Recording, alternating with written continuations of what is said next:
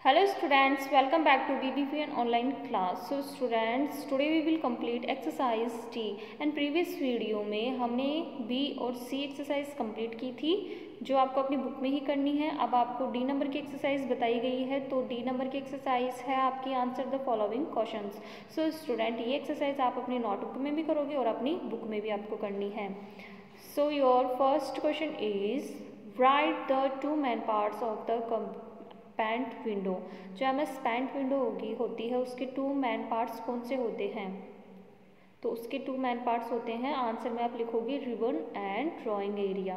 Ribbon के अंदर सारे टूल्स आते हैं, शेप्स आती है जो अपन एमएस पेंट में यूज़ लेते हैं, ब्रश आती है, सारी चीज़ें किस में होती है, ऊपर की जो बार होती है जिसे बोलते हैं रिबन बार, जिसमें कलर भी होता है, टेक्स्ट भी डाल सकते हैं, सारी चीज़ें। तो मेन पार्ट वही हुआ ना, तो एक तो ऊपर का जिसे बोलते हैं रिबन, एंड जो बीच में यहाँ पे आप ड्राइंग करते हो वो एरिया, ब्लैंक एरिया जो होता है उसको बोलते हैं drawing area.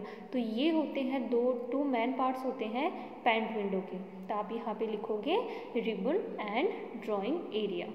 Okay students, second is which menu will you click on to save और ड्राइंग। आपको फाइल कंप्यूटर पे, जैसे आपने एमएस पेंट पे कोई सुंदर सी ड्राइंग बनाई है, अब आपको उस ड्राइंग को सेव करना है, तो फर्स्ट ऑफ ऑल आप कौन सी मेन्यू पे जाओगे?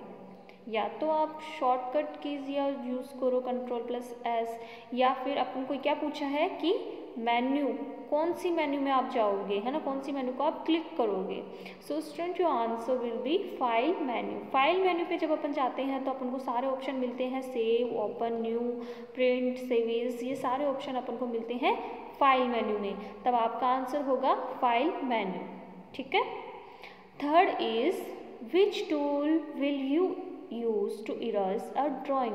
आपने ड्राइंग बनाई है, उसका कुछ आपसे गलती हो गई, आपको उसको इरेज करना है, कुछ एरिया आपको हटाना हो, तब आप कौन सा टूल यूज़ में लोगे? सो स्टूडेंट्स, किसी भी चीज़ को इरेज करने के लिए, मतलब एमएस पेंट में आपको कुछ इरेज करना है तो अपन इरेजर को यूज़ में लेंगे, है ना। जैसे आप नोटबुक में भी वर्क करते हो तो पेंसिल्स जब आपसे कुछ गलत लिखा जाता है तब अपन इरेज किससे करते हैं? इरेजर से। उसी तरह से एमएस पेंट में इरेजर आता है तो उसको अपन यूज़ में करेंगे। तो आप यहाँ पे लिखोगे इरेजर टूल। समझ आ गया? अब है फोर्थ, आप देख रहे हो क्वेश्चन कि what is the use of the magnify tool. जो मैग्नीफाई टूल होता है उसका एमएस पेंट में क्या यूज होता है? तो बताओ क्या करता है वो।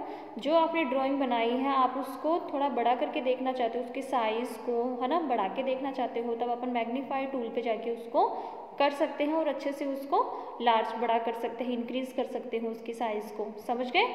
तो आप आंसर में कैसे लिखोगे कि it is use to magnify, फिर आप ब्रैकेट में लिख देना कि इंक्रीज द साइज ऑफ, की जो ड्राइंग की साइज होती है उसको बढ़ाने का काम मैग्नीफाई टूल करता है, इसके लिए हम इसको यूज में लेते हैं। तो आंसर में आप यही लिखोगे कि it is use to magnify increase the size of a drawing.